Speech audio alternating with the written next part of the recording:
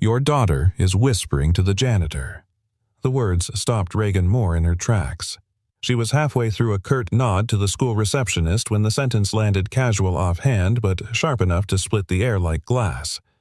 She turned her heels, clicking once on the polished tile floor.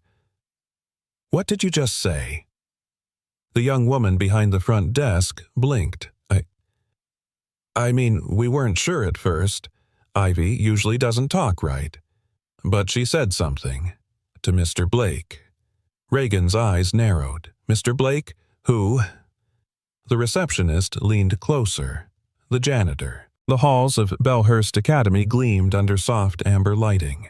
Everything about the place screamed money-generational old and quiet. Reagan moved through it like a force-heel's steady trench coat swinging with each determined step. She wasn't here to be charmed. She was here to pick up Ivy and get back to the office before the next client call. But now, her daughter, her selectively mute daughter, was apparently whispering to the janitor. She stopped outside classroom 2B and looked through the narrow glass window. There she was, Ivy, 7 years old, pale blue dress, blonde curls tucked behind one ear, sitting cross-legged on a reading mat, and leaning slightly toward a tall man in gray overalls who was crouched beside her. Reagan opened the door just enough to hear. "See you tomorrow," the girl said softly, and the janitor smiled, not indulgently, not with surprise, but with a kind of gentle certainty. "I'll be right here." Reagan stood frozen. She hadn't heard Ivy speak in almost a year. Not to her, not to teachers, not to therapists who charged more per hour than her own legal counsel. But now, just like that, her daughter was chatting with a janitor. She pushed open the door fully.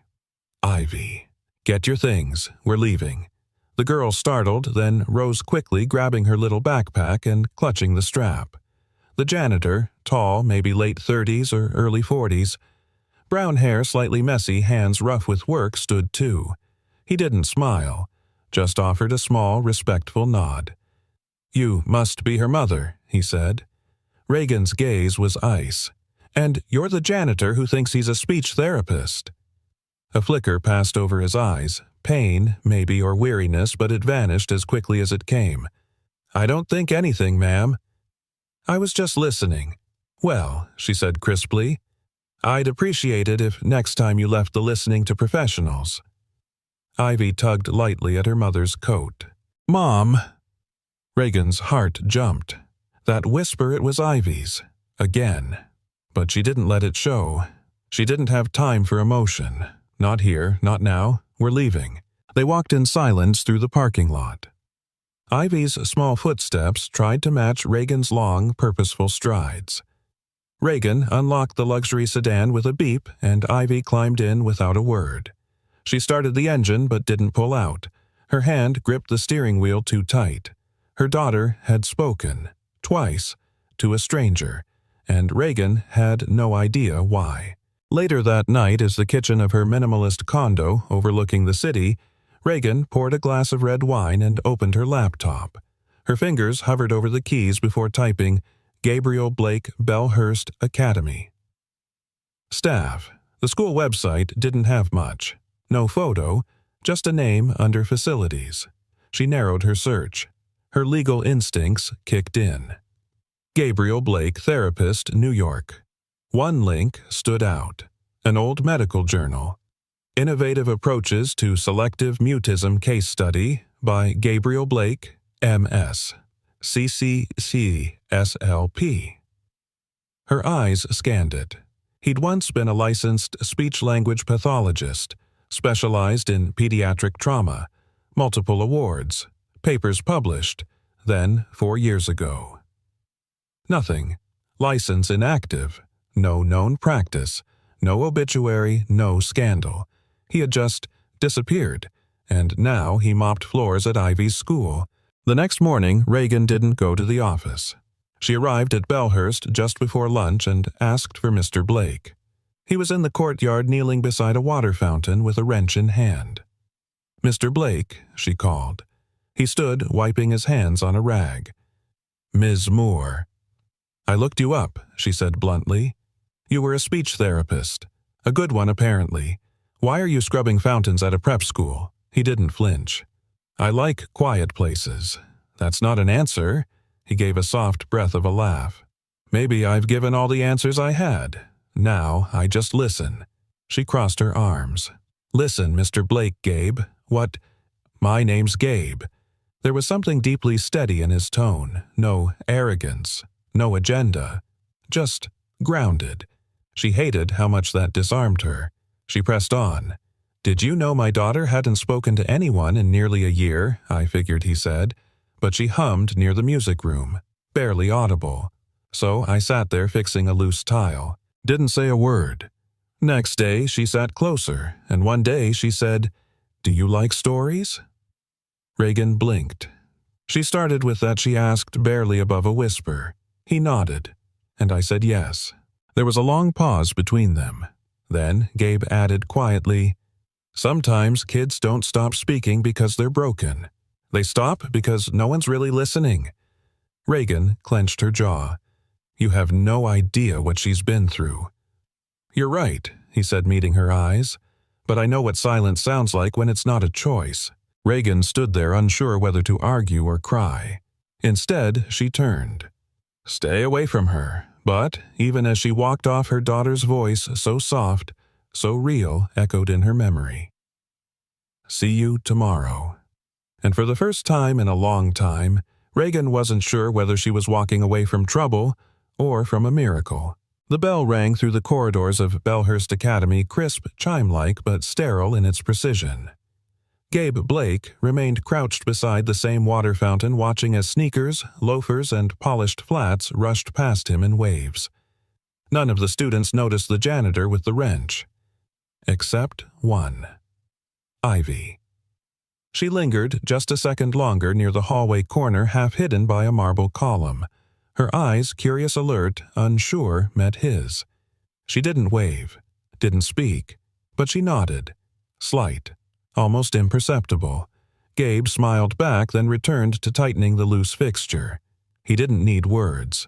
He'd once built an entire life listening for things most people ignored: the tremble in a breath, the pause between syllables, the flicker in a child's eyes before they turned away. It was all still there. His ears hadn't forgotten. He just no longer used them in a clinic.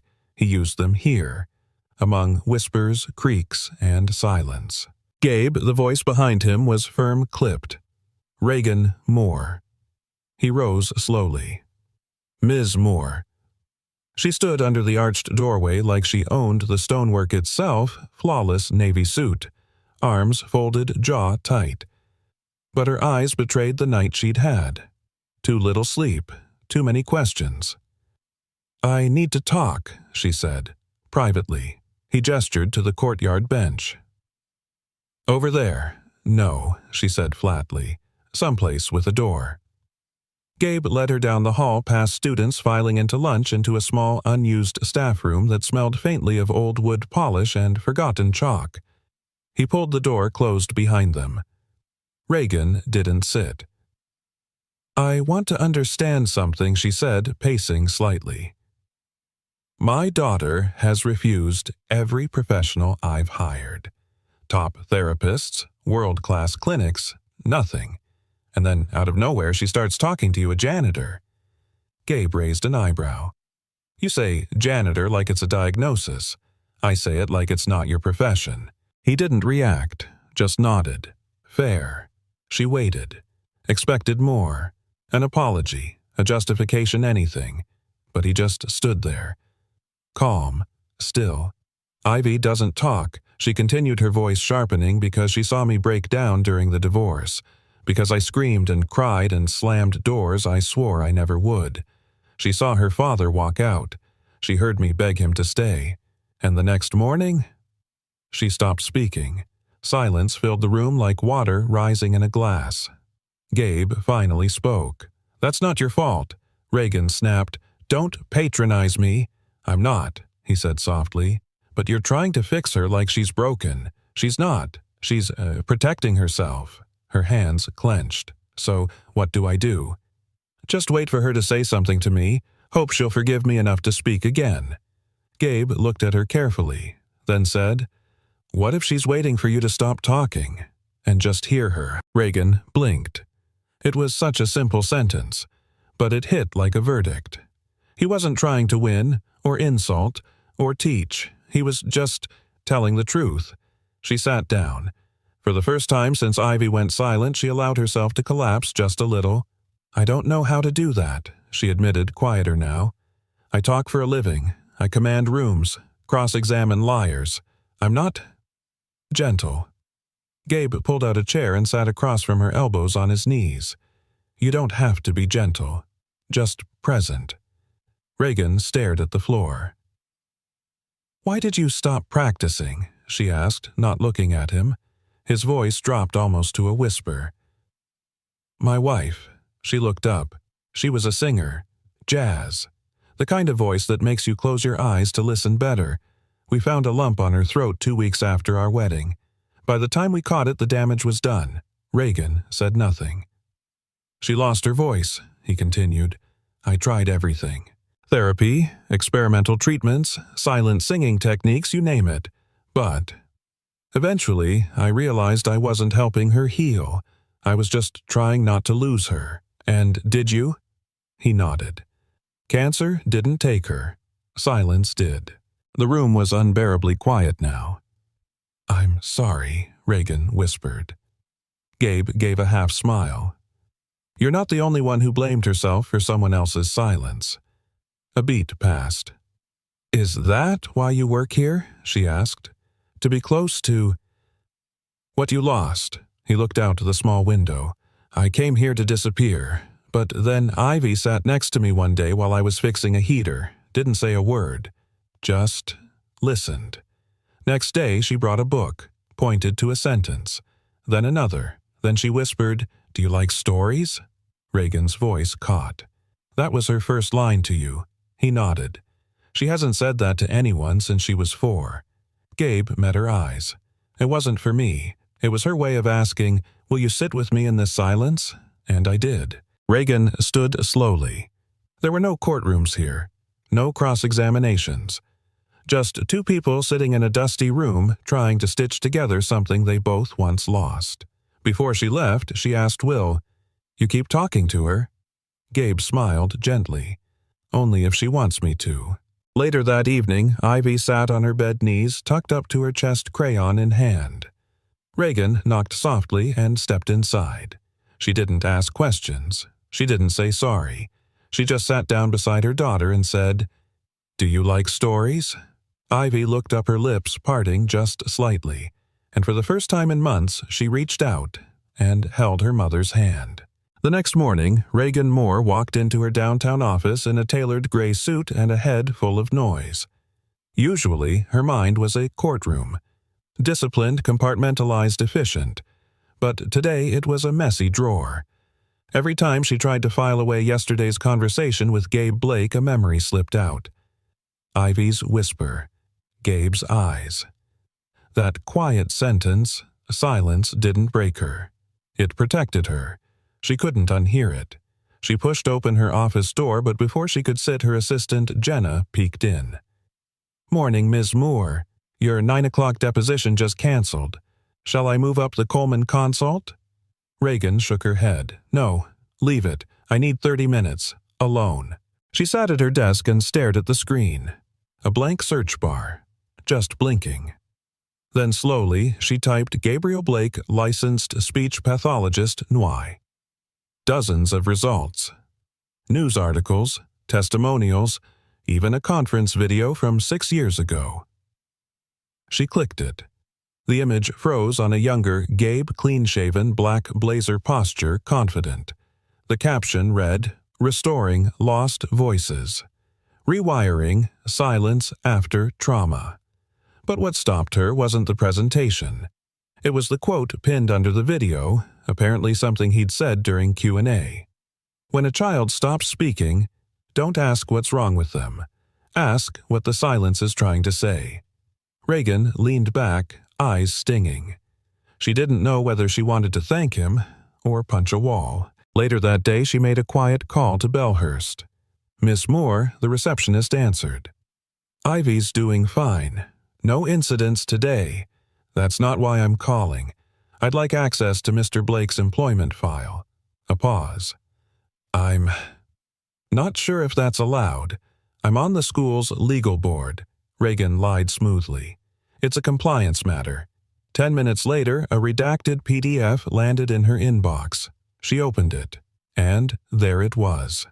Gabriel Elias Blake, D.O.B., July 14, 1983.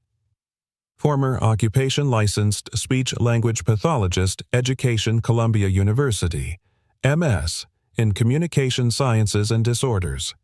Employment termination, voluntary resignation, Mount Sinai Children's Hospital, reason for departure, personal bereavement. No incident report. Reagan scrolled to the references. The last listed Madeline Blake, former patient and spouse, deceased. Her heart dropped. There was no disciplinary action, no scandal, no accusation. He had simply walked away. That night, Reagan made grilled cheese sandwiches, the one food Ivy always finished. They ate in front of the living room window overlooking the city skyline like a row of watchful giants. Ivy nibbled quietly. Her eyes never left the lights. "Did you like your book group today?" Reagan asked. Ivy nodded. "Did Mr. Blake say anything funny again?" Pause. Then softly, he said, "Silence is like a blanket, but you still get cold if no one's under it with you." Reagan froze. She looked at her daughter, not just the delicate features or the shadow of a girl too wise for her age, but really saw her. "You think he's right?" she asked. Ivy turned. "I think he doesn't talk to fill the quiet. He just sits in it. That's nicer." Reagan's voice cracked before she could stop it. "I wish I had done that." Ivy leaned gently against her shoulder. The following day, Reagan returned to Bellhurst unannounced. She found Gabe in the supply closet organizing mop heads like a surgeon lining up instruments. "You keep surprising me," he said without looking up, "and you keep showing up in my daughter's words," she replied. "So, I guess we're even." He smiled faintly. "Is this another interrogation?" She held up her phone. "No. This time I did my homework." He straightened. "You read my file." "I did. A beat." "Then you know," he said. "I do," she replied. "I know you lost her. I know you stopped practicing. And I know you didn't stop listening." He leaned against the shelf. "That's all I could keep doing." Reagan exhaled. "You said something once, that silence isn't brokenness, it's protection." "Yes." She looked away. "You were talking about Ivy, but you were also talking about yourself, weren't you?" Gabe's silence was answer enough. "I'm sorry," she said quietly. "For your wife.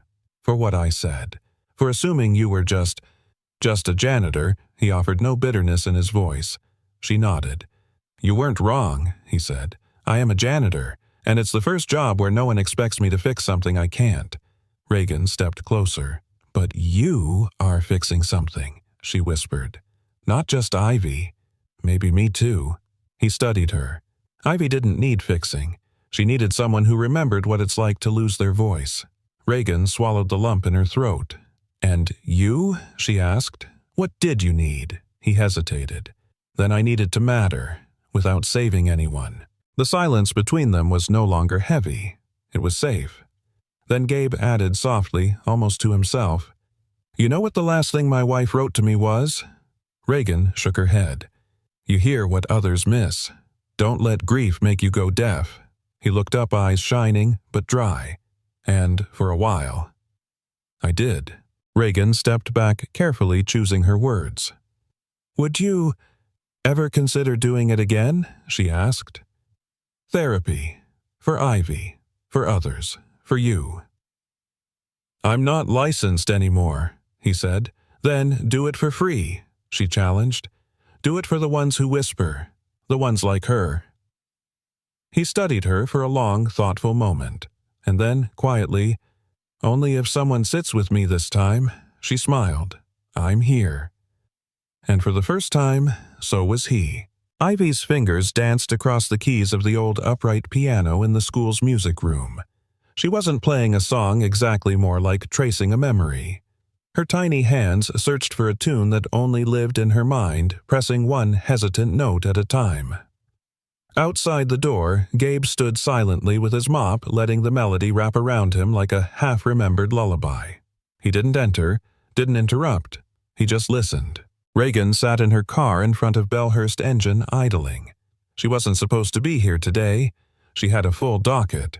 But something about the way Ivy had looked at her last night, the way her small fingers gripped Reagan's hand and didn't let go. She couldn't forget it. He doesn't talk to fill the quiet. He just sits in it. Those words haunted her. She got out of the car. Inside the school, she found Gabe in the hallway, dustpan in hand, standing outside the music room. "She's inside?" Reagan asked. He nodded. "Third afternoon in a row." Reagan glanced toward the door. "What is she playing?" He gave a faint smile. "Not sure, but it sounds like her." Reagan folded her arms, trying to hide the lump rising in her throat. "I never taught her to play. We used to have a keyboard at home, but it mostly collected dust." "She's not playing with her hands," Gabe said. "She's remembering with her heart." That stopped her. "I'm not sure I know how to do that," she admitted. Gabe turned to her. "You will. Most people wait for children to perform. Ivy's just asking to be heard." Minutes later, Ivy emerged, clutching a small folder of sheet music. She stopped when she saw her mother. "You came," she whispered. Reagan knelt down. "Of course I did." Ivy looked over her shoulder at Gabe, who gave her an encouraging nod. "Can we go to the park?" she asked. "The one with the lake." Reagan blinked in surprise. Ivy hadn't asked to go anywhere in almost a year. "We can," she said softly. "Right now." The lake shimmered with late afternoon sunlight. Ducks glided by, unconcerned with the weight of human silence. Reagan sat on the bench beside Ivy, unsure of what to say, but Ivy broke the stillness. "Why did you stop listening to music?" Reagan turned to her. "What do you mean?" "After Daddy left," Ivy said, "the house got so quiet, but not the kind you like." Reagan exhaled. "I didn't want to hear songs that reminded me of who we used to be." Ivy looked down. "I thought maybe it was because of me." Reagan's breath caught. "No," she said, firmly cupping her daughter's cheek. "Sweetheart, it was never you. I was trying to be strong. I thought silence meant I was holding it together." Ivy leaned against her. "But sometimes it felt like you disappeared with him." Reagan closed her eyes, the truth hitting harder than any courtroom cross. "I'm sorry," she whispered. "I didn't mean to leave you in the quiet." That night, Reagan found an old box in the hallway closet. Inside, sheet music, a dusty Bluetooth speaker, and the one thing she hadn't touched since the divorce, an old music box. It had belonged to Ivy's grandmother. She wound it slowly. The soft melody trickled out, fragile, high-pitched, imperfect. But beautiful. Ivy came running from her room. "That's it. That's what I was trying to play. On the piano." Reagan stared at her. "You remembered that it played during bedtime stories, before everything got quiet." Reagan knelt down, tears stinging her eyes. "I didn't know you still remembered that sound." Ivy looked at her mother for a long, quiet moment. "I remember everything." The next morning, Reagan knocked on the staff lounge door at Bellhurst. Gabe looked up from fixing a broken chair. "I need a favor," she said. He raised an eyebrow. "Is this going to get you in trouble?" "Probably." "Then I'm listening." They sat together in the small, forgotten music room that afternoon, just Reagan, Gabe, and Ivy. No forms, no therapists, no walls. Ivy placed the music box on top of the piano. "I want to learn the whole song," she said, "so I can play it right." Gabe smiled. "We can do that." He sat beside her, pointing to the keys gently. "Each note is like a word. You don't have to rush it. Just feel it." Reagan sat on a nearby bench, quietly watching. For once, she didn't take notes, didn't analyze. She just listened, and something inside her began to exhale. Later, as they walked back toward the school parking lot, Reagan broke the silence. "I want to ask you something," she said to Gabe. "Sure. If this what you're doing with Ivy, if this were therapy, would you charge me?" He looked at her with kind amusement. "No." "Good," she said. "Because I'd rather call it something else." "What would you call it?" She stopped walking and looked him in the eye. Redemption. That night, Ivy fell asleep to the sound of the music box playing again, soft and sweet. And, for the first time, in a very long time, Reagan let it keep playing long after the child had drifted to dreams. The courtroom was packed with tension, the kind you could feel in your teeth. Reagan stood at the center, sharp as a blade, delivering closing arguments in a high-profile custody case. Her voice was firm, precise, unshakable. Her tone held no trace of the woman who just a week earlier had sat beside a lake with her daughter apologizing for the silence in their home. But something in her eyes had changed. Every word she delivered now came not just from strategy but from somewhere deeper, somewhere that had been cracked open. She won the case, of course. But the victory didn't feel like it used to. Later that evening, Gabe was repairing a broken bookshelf in the school library when he heard footsteps behind him. "I know this is where you disappear," Reagan said softly. He looked over his shoulder. "You tracked me down in the quietest room on campus. That's a new record." She smiled faintly, stepping closer. "I came to ask you a question." He nodded for her to continue. "When you sit with her when Ivy plays piano or talks to you or just exists, what do you see?" Gabe thought for a long moment before answering. "I see a girl trying to find the shape of her voice again, and I see her mother standing just outside that shape, afraid she might break it." Reagan's breath hitched. "I don't know how to be what she needs." "You don't have to be everything," he said gently. "You just have to be there, and not leave when she finally lets you in." They sat down at the reading table. Reagan looked around at the shelves, the smell of old paper and floor wax filling the air. "This school, these kids, they have no idea who you used to be." Gabe shrugged. "That's the point. But it's not who you are." He looked up. "It's who I became." She leaned forward, elbows on the table. "You're still saving lives, Gabe. You just swapped degrees for mops." "I'm not saving anyone," he said quietly. "Just making space for healing. There's a difference." Silence settled between them. Then Reagan asked, "Do you miss your old life?" "Every day," he said without hesitation, "but not the way people think. I don't miss the conferences or the awards.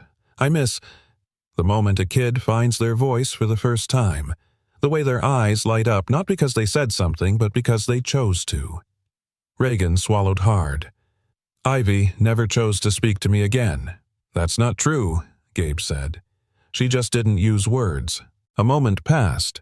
Then Reagan asked quietly, "What about you? When was the last time someone listened to you?" Gabe smiled, but it was tinged with something aching. "Before she got sick." Reagan met his gaze. "Then maybe it's time someone did." The next day, Gabe found a small package outside his custodial closet. No note. Inside was a second-hand copy of The Velveteen Rabbit, its spine-worn pages slightly yellowed. Tucked inside the front cover was a sticky note. "Because real things can't be ugly. They're just loved differently. Ivy told me this last night. Thought you should know. R." He stared at it for a long time. He hadn't read that story since his wife was alive. She used to cry at the line, "Once you are real, you can't become unreal again. It lasts for always." That night, Gabe sat in his small apartment holding the book. The city buzzed outside, but inside it was still. He flipped through the pages slowly, one by one, like peeling open parts of himself he'd buried. And then, when he reached the last page, he whispered to no one, "I don't want to be invisible anymore." At Bellhurst the next morning, Ivy sat quietly in the piano room, her fingers hovering over the keys. Reagan watched from the doorway unnoticed. "I forget the middle part," Ivy mumbled, eyes on the sheet music. Gabe sat beside her. "Then skip it. Play the part you remember." "But it won't be perfect," she said. Gabe smiled. "Sweetheart music isn't made of perfection. It's made of feeling. And right now, your heart knows more than your fingers." Reagan's throat tightened. She'd spent years trying to perfect every line, every answer, every defense in life. But here was this man telling her daughter it was okay to be incomplete and still worthy of sound. Ivy began to play. Rough, hesitant, but with a kind of hope that made Reagan's eyes sting. And suddenly, Gabe looked toward the doorway. He saw her. Reagan didn't move, but Gabe gave the tiniest nod an invitation. And this time, she didn't walk away. When the music ended, Ivy looked up. Was that okay? Gabe leaned in and said something Reagan could barely hear. That wasn't okay. That was real. As they left the school, Reagan turned to him and said, "You didn't just fix her silence. You taught me how to sit in mine." He glanced at her. "Do you know how rare that is, what for someone like you to pause and listen?" She smiled. "I'm trying." Gabe nodded. "That's all it takes." And for the first time in a very long time, the walls between them didn't feel so high anymore. The room buzzed with low murmurs, the kind laced with suspicion. Bellhurst's parent advisory board sat around a long, polished table in the library, each holding paper agendas but clearly more interested in something off script. Reagan knew the look, half concern, half condescension. She'd worn it herself in courtrooms. At the head of the table sat Mrs. Callahan, the board chair. Perfect posture, pearl necklace, the subtle tone of practiced authority. Reagan didn't flinch. She was used to battlefields that dressed themselves in polite manners and subtle judgment. But this wasn't about her reputation. This was about Ivy and Gabe. "We've received several concerns." Callahan began, her voice smooth but cutting. "Unorthodox behavior, unsupervised time between students and custodial staff." "You mean, Gabe?" Blake Reagan interrupted. A pause. "Yes," Callahan replied carefully. "Mr. Blake." Reagan folded her arms. "Is there a complaint from my daughter?" "No, but—" "From her teacher, from the principal, from anyone who actually knows what's happening." The room fell uncomfortably quiet. A man near the end of the table, a dentist or hedge fund manager. Reagan didn't care, cleared his throat. "It's not personal." "Ms. Moore, it's about image. Optics. This school has standards." Reagan leaned forward, her tone flat and lethal. "Then let me tell you what I see. A man who helped my daughter find her voice when professionals couldn't. A janitor who never asked for credit or money or attention. Just a place to stand still long enough for a child to feel safe." Callahan sighed. "And yet, it's untraditional. The board has to consider potential risks." Reagan's lips curved into a cold smile. "You want risk. Try being a mother watching your daughter go silent and knowing every expert has failed. Try being her and feeling like no one's listening. That is risk. And you want to remove the one person who finally did something about it because of optics." No one spoke, and then the door opened. A secretary leaned in and whispered something to Callahan. She frowned. "There's been an incident in the common area. 2 students had a disagreement."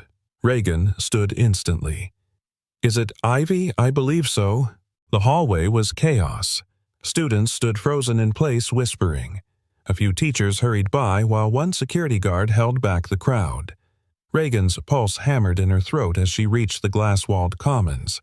And there, she saw her Ivy, standing beside another girl slightly older who was holding her cheek. Ivy's hands were clenched, her face pale. But what froze Reagan wasn't the scene. It was the sound, her daughter's voice. "I said, stop," Ivy was saying. Loud, clear, shaking. She pushed my book off the table. I asked her to stop 3 times. She didn't. The girl beside her looked stunned. It was just a joke. She knew it wasn't. Ivy snapped. She knew I hate it when people touch my things without asking. The principal stepped forward, but before he could speak, Reagan was already inside. She didn't rush. She didn't cry. She crouched beside Ivy, gently placing her hand on her shoulder. "I heard you," Reagan said. Every word. Ivy's eyes brimmed with something raw and unfamiliar power. Not aggression, not rebellion, but the power of a child who had just chosen to speak and refused to be silenced again. She didn't listen, Ivy whispered. So I made her hear me. Reagan pulled her into a hug. "I'm proud of you." Back in the conference room, Callahan cleared her throat. "I believe this changes things." "No," Reagan said, rising to her feet. This reveals things. Ivy didn't just speak, she advocated. Because someone gave her permission to believe her words were worth hearing. She turned to the board. If you remove Gabe Blake, you won't just silence a janitor. You'll silence every kid like Ivy who finally believes they matter. So make your choice. But do it knowing who you're choosing not to listen to. She left before they could reply. Later that evening, Reagan stood outside the janitor's closet. The hallway was empty, quiet. She knocked once. Gabe opened the door. Shirt rolled to the elbows, hair tousled a pencil behind his ear. "I heard," he said softly. "You always do," she replied. She spoke. She roared. Reagan said, eyes shimmering. He chuckled, a sound she realized she hadn't heard enough. She used her voice, she added, and she didn't use it to sing or whisper or please anyone. She used it to draw a line. Gabe leaned against the doorframe. "That's the most powerful use of language when it protects." Reagan looked at him. Really looked. And then without warning, she stepped closer. "I think you've spent so long helping others be heard. You forgot you have something to say too." He blinked. "Like what? Like how you feel? About this place? About her? About me?" A beat. Then Gabe said softly, "I feel like I've been standing in a hallway between the past and the future. And today, for the first time, I didn't want to go back." Reagan's voice dropped. "Then don't." In Ivy's room that night, the music box played softly. She curled up in bed, crayon in hand, drawing something in the corner of her notebook. Reagan peeked in. "Can I see?" Ivy turned the notebook around. It was a picture. 3 people. A bench. A music box in the middle. And above them, in shaky handwriting, "Thank you for hearing me." Reagan kissed her forehead and whispered, "Always." And for the first time, Ivy smiled in her sleep. Rain drummed softly against the windows of Reagan's office, streaking down the glass like fingers trying to trace their way inside. The storm rolled over the city in waves, but it couldn't touch the silence that had wrapped itself around her like a second skin. She sat at her desk, and the lights dimmed the documents untouched. Her phone buzzed twice. Text from a senior partner. "Need your input before the Simmons deposition. They're waiting." She didn't reply. Instead, she stared at the framed photo on her bookshelf. Ivy, age 4, laughing wide open. That was before. Before the silence. Before the divorce. Before Reagan built her walls so high that even her daughter's voice couldn't climb over them. But something inside her had shifted. And today she wasn't sure how to shift back. In court, the Simmons deposition was brutal. Not because it was legally complicated, Reagan could dismantle a hostile witness in her sleep, but because she didn't feel anything. She heard her own voice cross-examining her tone, cutting her cadence perfect. But it felt like watching someone else perform a play she no longer believed in. Objection, Your Honor. Irrelevant. Sustained. It all moved like clockwork.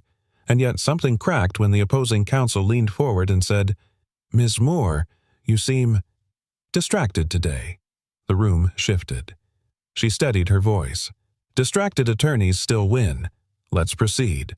But inside, she was already somewhere else. That evening, Reagan stood in her kitchen, untouched wine glass in hand, watching the city blink through the rain. She had no appetite. Not for food, not for words. She barely noticed when the front door opened. Mom Ivy's voice echoed gently, "I'm home." Reagan turned, startled. "You're early. Mr. Gabe walked me. He stayed downstairs." Reagan nodded, crouching to help Ivy take off her soaked rain boots. Then Ivy asked, "Why are you sad?" Reagan paused. "I'm not sad, honey. Just tired." Ivy tilted her head. "But your voice sounds like it's hiding." Reagan blinked. "What do you mean?" "It's like when I used to whisper, not because I couldn't speak, but because I was afraid of how it would sound." The words hit like thunder in a quiet room. Reagan sat down, and for the first time in a long time, she didn't try to be strong. "I think," she said slowly, "I've spent so long talking that I forgot how to say the things that really matter." Ivy leaned her head on her mother's shoulder. "It's okay," she said softly. "Mr. Gabe says grown-ups forget sometimes. But voices aren't lost, just waiting. The next morning, Reagan didn't go to the office. Instead, she walked through the quiet halls of Bellhurst, a visitor badge clipped to her coat. She stopped by the old music room where Gabe was helping Ivy adjust her fingers on the keys. Reagan stayed by the door. Gabe looked up. Their eyes met. She didn't speak.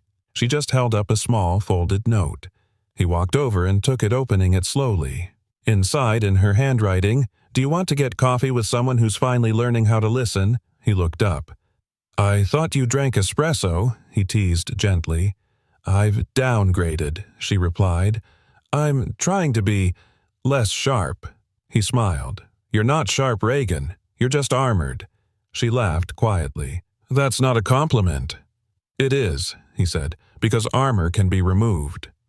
Stone can't." They met that evening at a small cafe tucked into a side street near the park. No courtroom rhythm, no pretense. Just two people out of their uniforms trying to remember who they were before the world taught them to protect everything. Reagan sipped her drink. "This is strange.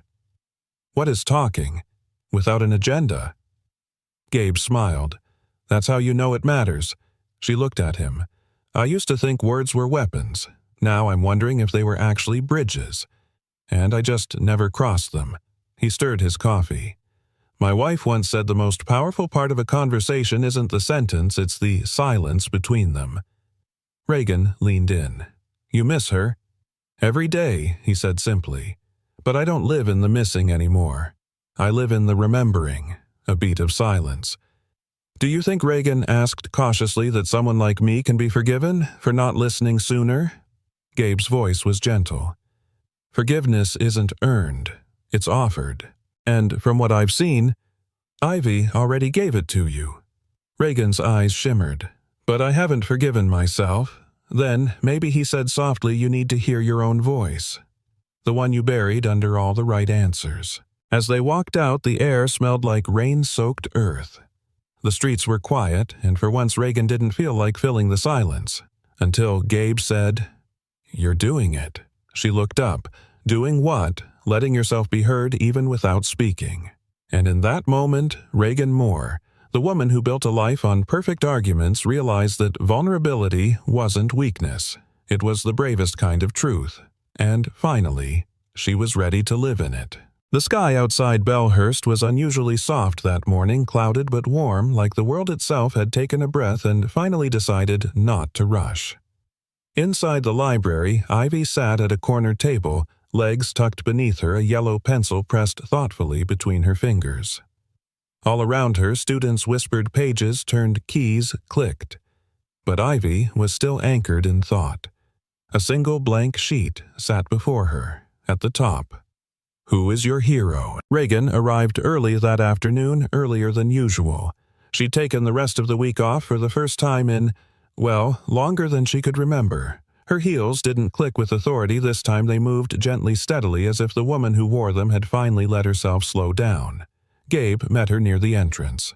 "She's in the library," he said before she asked. Reagan gave a faint smile. "Of course she is."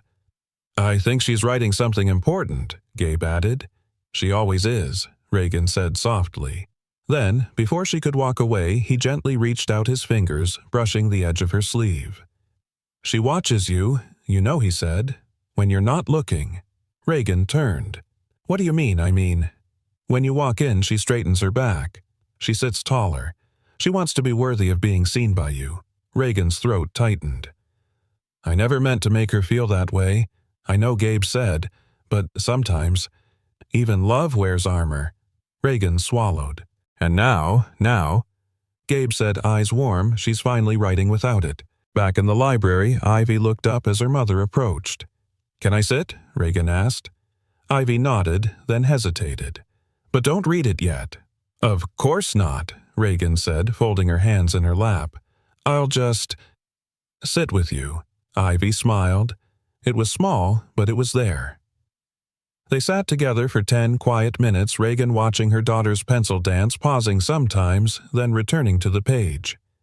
Finally, Ivy exhaled. "Done. Do you want me to read it now?" Reagan asked. Ivy shook her head. "I want Mr. Gabe to read it first." They found him in this music room tuning an old violin for the spring recital. Ivy handed him the folded paper without a word. He accepted it like it was made of glass. Then slowly he read, "My hero is Mr. Gabe. He doesn't wear a cape or fix things with tools. He fixes them by listening. He listened to me when no one else could hear me. He never asked me to be louder, just honest.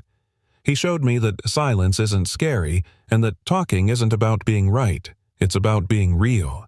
He's my hero because he never tried to rescue me. He just stayed close. Until I rescued myself." The room was completely still. Gabe folded the paper carefully, his voice thick with emotion. "May I keep this?" Ivy nodded. "It's yours." Reagan looked at her daughter, tears brimming. "You didn't even mention me." Ivy turned startled. "Mom, you're not my hero." Reagan blinked, wounded but trying not to show it. "You're my home," Ivy said simply. "Heroes come and go. But home, that's forever." Reagan couldn't speak. She just reached forward and pulled her daughter close. Later that evening, Reagan found herself on her own balcony holding a cup of chamomile tea she hadn't touched. The city pulsed gently in the distance. Her phone buzzed. Text from Gabe. "I haven't stopped reading it." She smiled. After a moment, she typed back, "She wrote about you, but she healed because of us." A reply came quickly. "Then let's keep writing with her." Reagan stared at the words. They weren't poetic, not dramatic, but they were steady, like a promise that didn't need grand declarations, just presence. That weekend, Reagan and Ivy walked through the park hand in hand. Spring had begun to show its colors, little buds of green lining the edges of trees, a few daffodils daring to bloom. Reagan stopped beside a bench and pointed. "Isn't this the one?" Ivy nodded. "Where we talked after piano." Reagan sat down. "You know, I still think about that day. I do too." "Do you remember what you said to me?" Ivy nodded again. "I said you came back." Reagan looked at her. "And I meant it. I chose to." Ivy reached into her small backpack and pulled out a folded paper. "This is for you," she said. "It's not an assignment." Reagan unfolded it. It was a drawing, a bench, 2 women, one big, one small, holding hands, and between them, a small, open music box. Notes floated out of it, but instead of musical notes, they were shaped like hearts. Above it, Ivy had written, "Love doesn't always sound like a song. Sometimes it sounds like someone who stayed." Reagan's tears came quietly, not with sobs, but with the kind of silence that holds more love than any words can. And somewhere not far from that bench, a man named Gabe Blake sat on his porch with a worn sheet of notebook paper folded neatly in his jacket pocket. Because once a little girl who had forgotten how to speak chose to write instead. And in doing so, she reminded everyone around her that sometimes the bravest stories aren't shouted, they're shared. The forecast had promised only light drizzle, but by early evening the city was drenched. Rain fell in heavy sheets across the Bellhurst campus, soaking sidewalks and darkening the bricks. Most families had already picked up their children and rushed home. But Reagan stood under the covered walkway, waiting. Her umbrella dangled unused at her side. She wasn't rushing. She was thinking. And somewhere deep inside, she was also waiting for something that hadn't yet been spoken. Ivy came running across the courtyard, her backpack bouncing behind her shoes, splashing through puddles. She paused under the archway and looked up at her mother, panting. "You forgot your umbrella," Reagan said, half smiling. "I wanted to feel the rain," Ivy replied simply. Reagan tucked a strand of damp hair behind her daughter's ear. "Ready to go?" Ivy didn't answer immediately. Instead, she asked Mom, "Are you happy?" The question stopped Reagan like a stone to the chest. She blinked. What Ivy looked up at her. "Are you happy?" When you're not pretending. They sat in the car a moment later, neither speaking, the windshield wipers ticking slowly like a metronome. Reagan gripped the steering wheel but didn't start the engine. Happy, she didn't know how to answer. The courtroom queen, the schedule. Warrior would have offered a smooth line, a confident deflection. But now, she had no script. Finally, she turned to Ivy and said, "I think I've spent so much time protecting you I forgot to ask what makes either of us feel safe." Ivy tilted her head. "So?" "That's a no," Reagan exhaled. "That's an almost." Instead of driving home, Reagan turned down a side street. 15 minutes later, they pulled into a familiar parking lot. The school, but not Ivy's school, his. Ivy looked confused. "Why are we here?" Reagan smiled softly. "Because I need to answer your question." The hallway outside the music room was dim and quiet. Just the soft hum of rain hitting the windows and the low creak of an old building breathing in stormy air. Gabe sat at the piano playing a slow, familiar melody. It was the lullaby from Ivy's music box, simple, imperfect, but steady. He stopped when he saw them. "You're early," he said. Reagan stepped forward, her expression unreadable. "Actually, we're late." "To what?" She looked at Ivy, then back at Gabe. "To something I should have asked a long time ago." Gabe stood uncertain. Reagan swallowed hard. "Would you come to dinner with us? Not to talk about Ivy, not to fix anything, just to eat, to be." Gabe blinked. "You're inviting the janitor. I'm inviting the man who taught my daughter how to be brave, and taught me how to unlearn everything that made me hard." He didn't answer right away. Then finally a quiet, "Okay." Dinner was slow, casual, clumsy in all the right ways. Gabe sat at the table like he'd always belonged there. Ivy chatted more than usual small things, school, a new song she was learning, the raccoon that lived in the tree outside her classroom. Gabe listened. Reagan watched. And for once no one filled the pauses with noise. After Ivy went to bed, Reagan walked Gabe to the door. She hesitated, then said, "She asked me today if I was happy." Gabe turned, and I didn't know what to say. He nodded slowly. "But I realized something while we were eating," she continued. "I used to think happiness was about achievement, about control.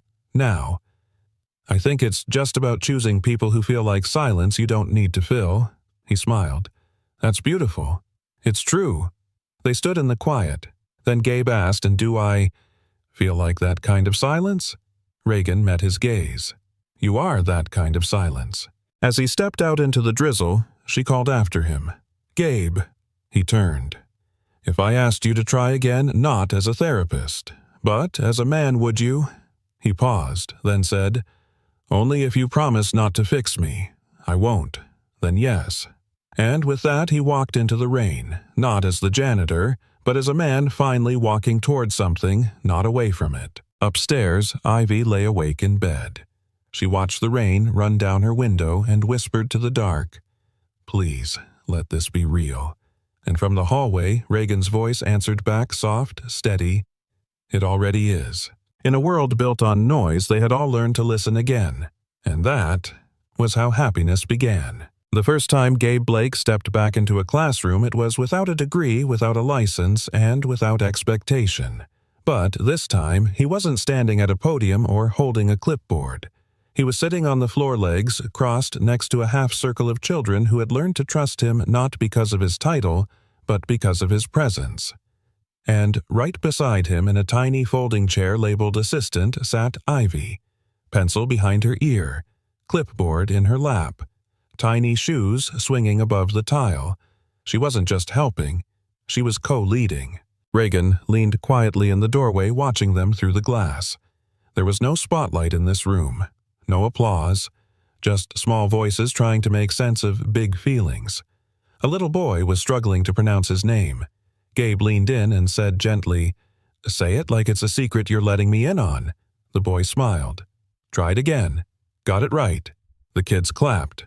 But it was Ivy who whispered just loud enough for her mom to hear, "That's what it feels like to be heard." After the session, the principal stopped Reagan in the hallway. "I wasn't sure about this idea at first," he admitted. "But whatever you and Mr. Blake have built, it's working. The kids adore him." Reagan nodded. "It's not what he does, it's how he sees them." The principal tilted his head. "Do you think he'll want to formalize it? We'd support a part-time therapeutic program if he was open to it." Reagan smiled. "I think he will, but not because of the title. Then why?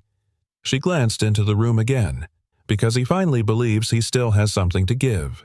That evening, Gabe stood outside Reagan's apartment holding something wrapped in brown paper and string.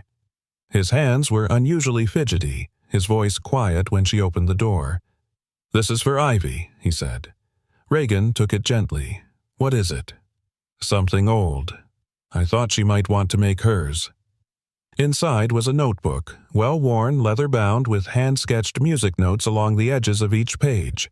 She used to play pieces of it, he said, without knowing they were mine. Reagan ran her fingers over the faded pages. "It's your wife's, isn't it?" He nodded. It's the last thing she wrote in before her voice went. Reagan looked at him surprised. "You're giving this away." "I'm not," he said softly. "I'm passing it on."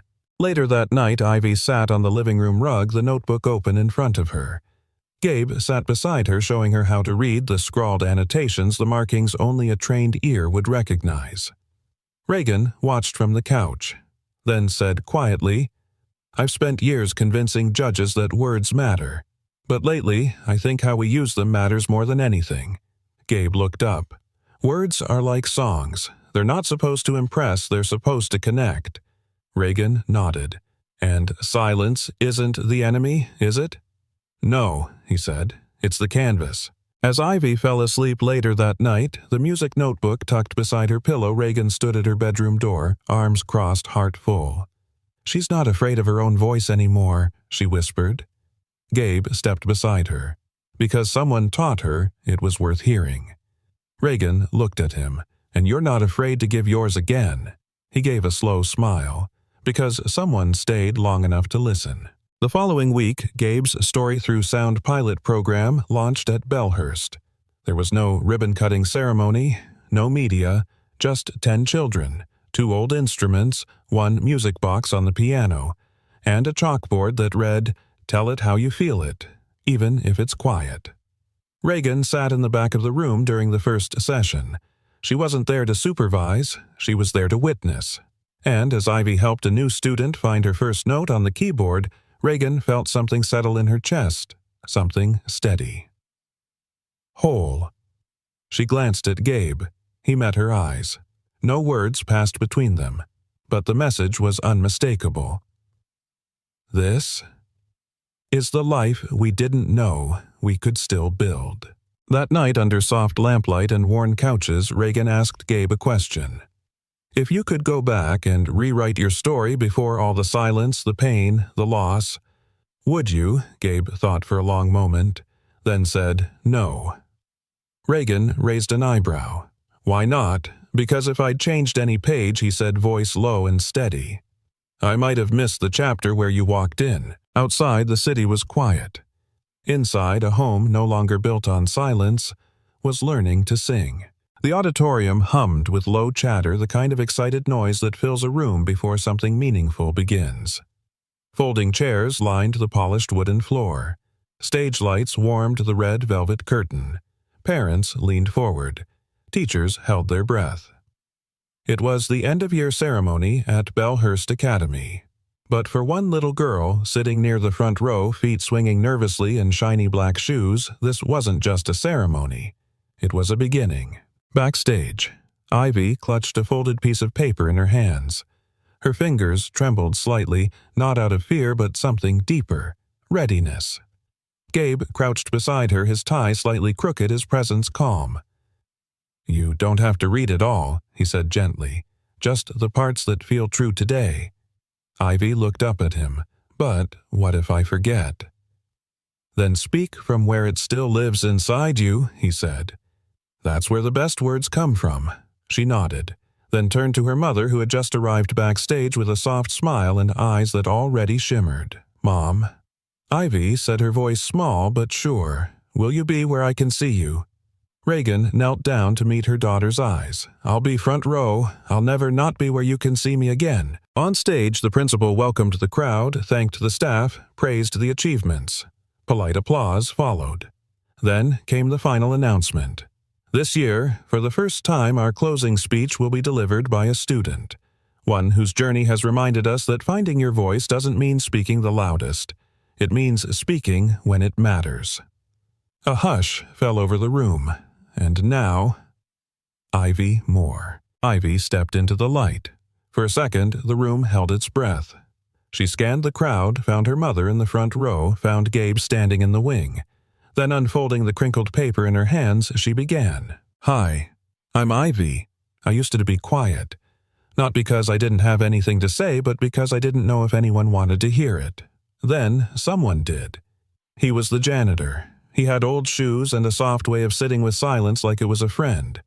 He didn't ask me to speak, he just stayed, and somehow that made me want to. The room was still now. You could have heard a pencil drop. My mom is here too. She's a lawyer, a very good one.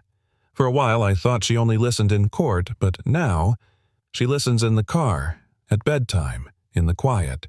She tells me stories she never used to say, and sometimes when she doesn't know what to say, she just holds my hand. That's even better. I learned that voices are like music. They don't all sound the same.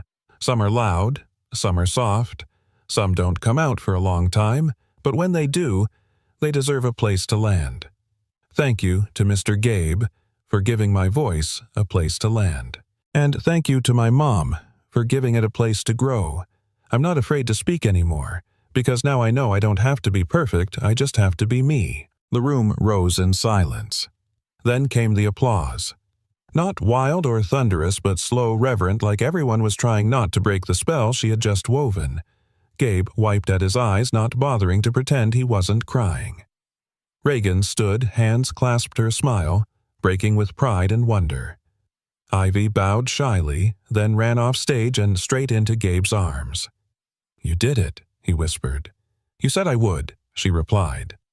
Reagan joined them, pulling her daughter into her arms. "You didn't just speak, sweetheart. You moved an entire room." Ivy looked between them both. "Can we go get pancakes now?" Gabe laughed. "Now that's a proper ending."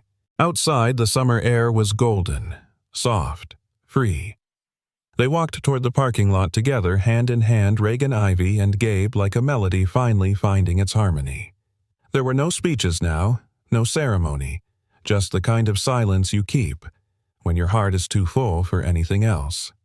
Then, as they reached the car, Ivy looked up and asked, "Are we a story?" Reagan smiled. "We're the story," Gabe added, "and the best part is, we're still writing it.